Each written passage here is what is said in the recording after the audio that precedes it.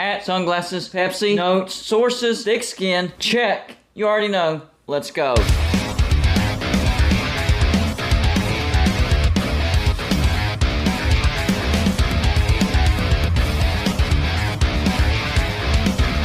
Golden Blooded is a college football YouTube channel for entertainment. So make sure to hit that like and subscribe button, and let's get into our next college football video. Don't forget to send gear to represent your team. The address is P.O. Box 360, Liberty, South Carolina 29657. Can't believe I'm saying this. I really can't. Things are actually looking up in Morgantown.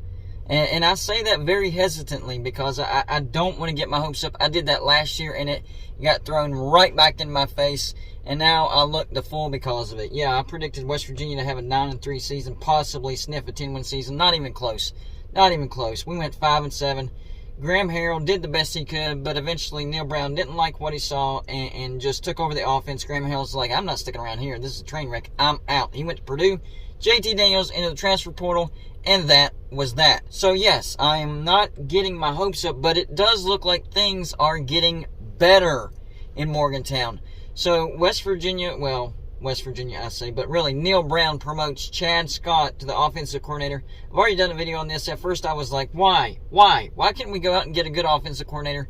I was looking at Garrett Riley, Lincoln Riley's younger brother from TCU. I really wanted him, but Clemson ended up getting him. Great hire, Clemson, by the way.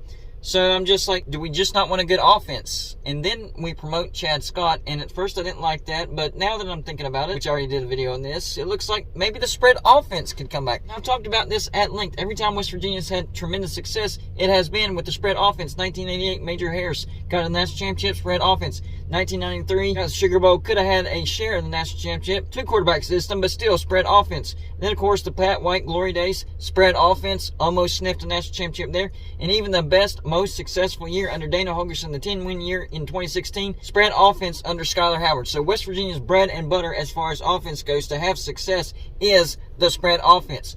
And all signs, every sign points to the spread offense.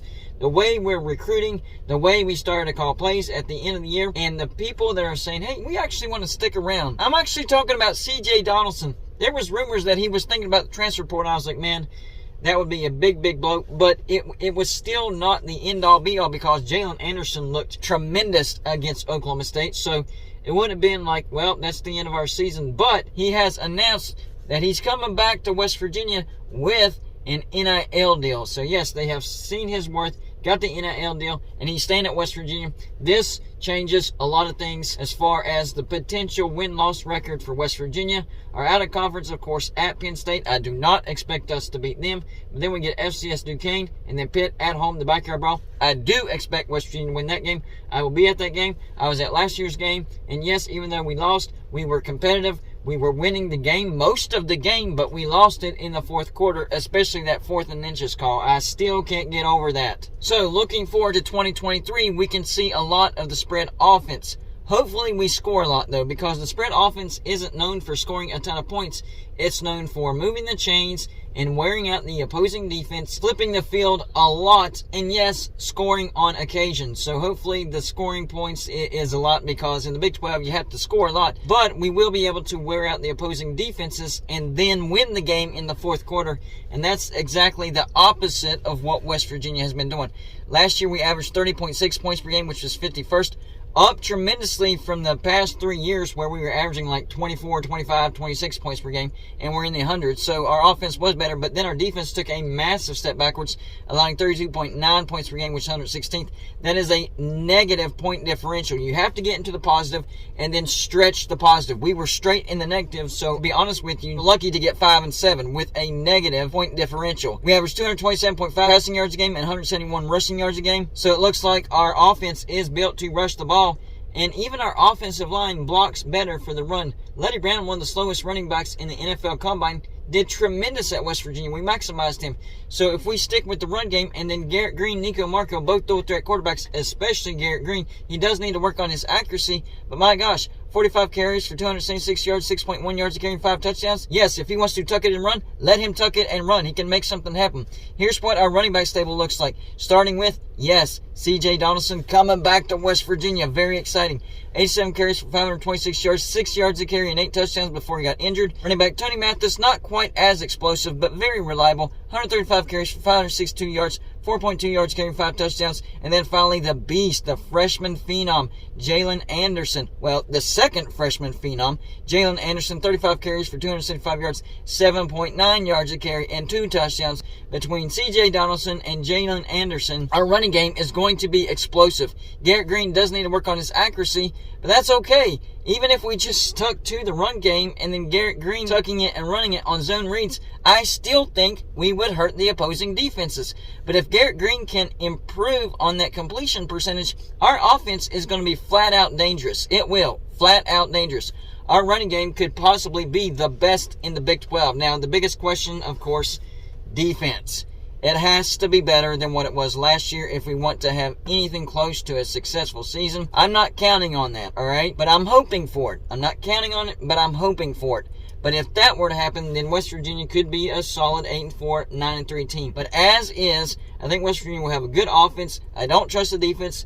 Maybe we can limp into a bowl, barely get to a bowl 6-6. Is that enough to keep Neal Brown? In my opinion, no. Last year wasn't enough to keep Neal Brown, but we still have him. He's still here. Are we just going to ride the clock out? Are we taking a knee on Neal Brown and just riding his contract out? I don't know. I think West Virginia is better than that. I know the buyout is a little significant, but I think West Virginia can afford that, and it's not worth digging ourselves into a ditch that we cannot get out of later on. Having said that, we did get an interview, an exclusive interview, me and the voice of college football, Mark Rogers, with the West Virginia athletic director, Wren Baker. And I'm telling you, I think he's a little more aware of what needs to be done at West Virginia. So maybe West Virginia isn't in the situation of, well, we're just going to run this out and not pay the buyout. We'll just wait out Neal Brown, and whenever his contract expires, we'll just let him go. No, I think Wren Baker is expecting more from this West Virginia football team, and if it doesn't perform like it should, I think he would be way more willing to fire Neal Brown than what Shane Lyons was. So that's one thing that I'm keeping my eyes on. So we'll see what happens. I think West Virginia could be a 6-6, get to a bowl, probably get beat in a bowl game. You know how that goes. Even in 2021, we got to the Guaranteed Rate Bowl and got absolutely blasted by Minnesota. That was a mismatch, but still, you don't want to end your season like that. So we'll see what happens with West Virginia, but I am excited about C.J. Donaldson coming back. That will help our offense, and maybe at least we'll have one side of the ball figured out. Who knows what's going to happen with the defense? The defense needs to be redone altogether. We have a bunch of undersized guys, and I know we're playing the speed card, which is fine, but if those speedsters can't tackle, then it doesn't help. So we need bigger bodies. We need guys that can actually wrap up and tackle, because they could not tackle last year. I mean, yards after contact was flat out ridiculous, and the middle of the field was always wide open on the West Virginia defense. So we have got to cover the middle of the field more, and we just have to tackle more. I mean, it just didn't make any sense what I was seeing out there. It's like they didn't know how to tackle. What are they practicing? Are they practicing, just running, no tackling? All running, no tackling equals a bad defense, and that's exactly what West Virginia's defense looked like. All running, no tackling. We have a fast defense, but not physical and can't tackle. Yeah, a.k.a. that's a bad defense. So the defense better get it figured out. I mean, we're only 2 years removed from having an elite defense in 2020. I mean, it was top 5. It was elite. That was only 2 years ago. What happened? I know one of it was Vic Koenig and the whole situation over there. He got fired because players said they didn't like him or whatever. But still, I mean, there was a philosophy there. We had something there that made us elite. So even with him gone, we should have been at least halfway decent, not drop off into oblivion. That didn't make sense. I mean, we took a step back from elite to like in the 50s or 60s in 2021, and then last year we dropped even more to 116th in points allowed per game. That can't happen. We have to fix that. Bump that points allowed average per game up into at least the 50s and 60s with an offense like this. So having said all that, I'm not getting my hopes up, but I do think that we will have a better offense this year. C.J. Donaldson coming back. We're transitioning into the spread offense. I am convinced of that. Now the only question is, can we fix the defense? I'm hoping we can, but I'm not confident. So y'all let me know in the comments section, whether you're a West Virginia fan or whether you're not. Are you excited that C.J. Donaldson is coming back to West Virginia? And do you think West Virginia is indeed switching over to the spread offense? Do you think our offense will have success in the Big 12 next year? That's all I got for this show. Like and subscribe if you haven't already, and I'll see you on my next show.